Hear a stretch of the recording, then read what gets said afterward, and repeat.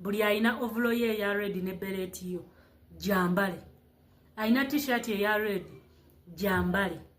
Mutulinde bwe tunayambala civilian temujja twagala, tujja balumba kimafia. A breaking news amawulire agava hawaliri ku National Unity Platform bantegeza ku kitebe kyaffe wali Kavule Makerere. Olunaku olwaleero Olivia Lutaya asimatuse okubeera nga awambibwa drone. Oyinza okumbuuza drone badifaanana etya? Byonna ambikuleetedde mu eno video. Ate oyinza okwebuuza lwaki Olivia Lutaya baagadde muwamba. Video eno mpanvumuko mulimu bingi nnyo ebyokuyiga naddala mmwe abakomwezi ababeera online n'ababeera physically wano ku ground mantegeza mu Uganda. Eno video osano girabe mpaka wekolaki paka wegwayo nenga tunagenda yo aka video kana mate sabo kampeleka like kama nkaso tambula katukira bonna panjagadde okumanya kweno information nadala bana ba National Unity Platform community WhatsApp group yona ninga shino video oji sharinga Facebook groups Facebook pages ni sharing yakoze na information jokotede ha na ko lero eri very positive ga akochumi watero kola awo nyindi ngero kujukiza hajati masitula gamba ko inanga oleyo nyebizibu inamba zizira wazisembya yo ha 750 ne 378 usomukubirako nabiranga akuyambako akubizibu byonna byonna mu kiyumba kimbe byonna bintu bijanye business visa abikola ku lojinyo kale nga siwabisiza katutandikirewo nako olwalero Olivia Lutaya aina message yasobola kubanga akola lunaku lwejo message yakanze nnyo government negamba kino omukazi omugumu ngono bamujewa his excellency Robert Kyagulanyi awo nyinyi nyogero nabajukiza mujukire bulungi kino we bawamba ba political prisoners omukazi oba political prisoner Bobi Wine bwe yasingira ddala okuteekako amaaso bali babiri mwali Bobby Young wamu ne Olivia Lutaya era nga Olivia Lutaya bwe yafuluma we batimujukire bulungi Bobi Wine yasobola kubanga amukolera ne pate awo nyinyi ensonga yino ngenda kwanji kupenya so kola beno video birenga ombuli ndoze mu comment section. Balamusizaako bana Uganda yonna gye muli amanya nze Lutaya Olivia nzize wano okulabula Muzeeyi Museveni mutabani we n'abali mu bitongole by'okwerinda muze mutulabula ku nyambala yaffe gye twambala ovulo zaffe za red si za maje, beleti yaffe ya red si ya maje, naffe nno tubalabula bangi bannaffe abasibiddwa mu kooti z'amagye ekitulaga nti naffe tuli bannamagye ngammwe. Nze kennyini ayogera Lieutenant Colonel General Lutaya Olivia nali mu kooti y'amagye atikoze navunaanibwamu zaali z'abannamagye. Kooti z'abantu ba bulijjo we zaayisizza abantu bonna abali mu kooti z'amagye bagibeweeyo paka kati mukyabalemedde ekiraga nti tuli bannamagye bannammwe. Tuzze obbalabula kuba nammwe mutulabudde ku paleedi yaffe gye twakola.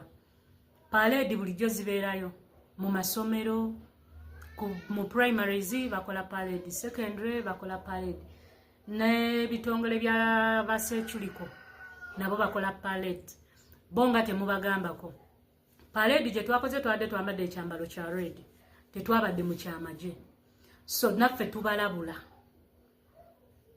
tubalabula naffe twetegese n'okwambala red tubayamba balaga ffe baani naye mutulinde lwe tunajja nga tetwambadde red. Bana Uganda mwenna gye mulimba kubiriza buli alina ovulo ye ya red ne beret yo jambale, alina t-shirt ya red jambale. Mutulinde bwe tunayambala civilian temujja twagala, tujja balumba kimafia.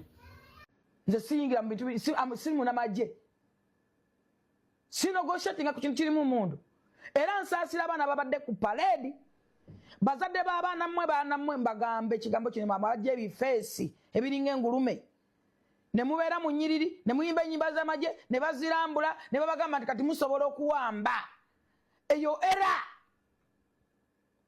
bamakazi mmwe temutukaabirira ffena tulina abaana mwalabeyo abaana abaffe ababaka bonna baluta amaguzi Nyanza alina abaana abakulu, Kyagulanyi alina abaana abakulu, Mwanga Kivumbi alina abaana abakulu, buli mubaka ali awo Kabeere Namboza alina abaana abakulu. Mwalabyewo abaana baabwe baganda ba Bobi Wine babadde ku paleedi ezo mu bukafenyere bugalera bisi ne abatasuwe na kubeera mu parliament abatasuwe na kubeera de kubeerosi bw'ekyalo ne mwambala ebigoye ebimyufu ne muteekamu ebibuutusi oba mwabijjawo mwonna muyekera ggwanga ne mudda ku paleedi. Uganda gye mwepankirako njagala bagamba ekigambo kino. Let me tell you something. abasirikale amagye olwayi katomanyi kigambo kyebata UPDF njagala okubuulirayo katono ku kigambo kyebata UPDF.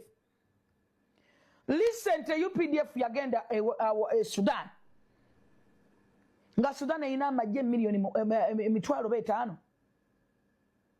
jali emitwalo 6 emitwalo 6 nga bawambye bagala kuwamba kusala kuba gulu naki ono musajja yali bamuyita president ne full figure wetuwogerera abyamaze dda kubanga abimutabukira anti omwana bamutwala. Oyinza okumbuuza omwana ki?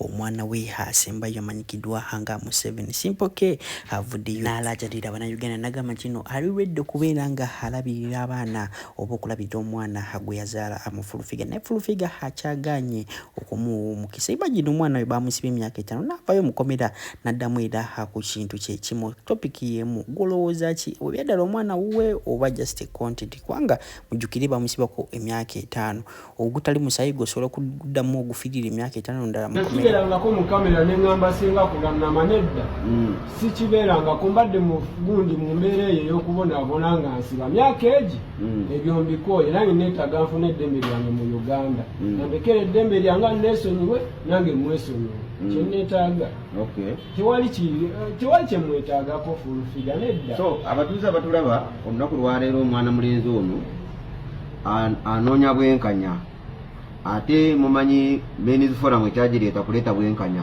wakati w'omwami n'omukyala ne family. So mbadde nsaba nti mwanyinaze full figure Jennifer tugenda kukakana ffenna because tuzadde abaana n'ensi tumanyi tutwetaaga bigambo biwanvu ne baba nga waliyo abanene waliyo abatono abanene tebasolovinga nsonga olusi z'amaka nabo benyini banyini ezaabwe ezabalema.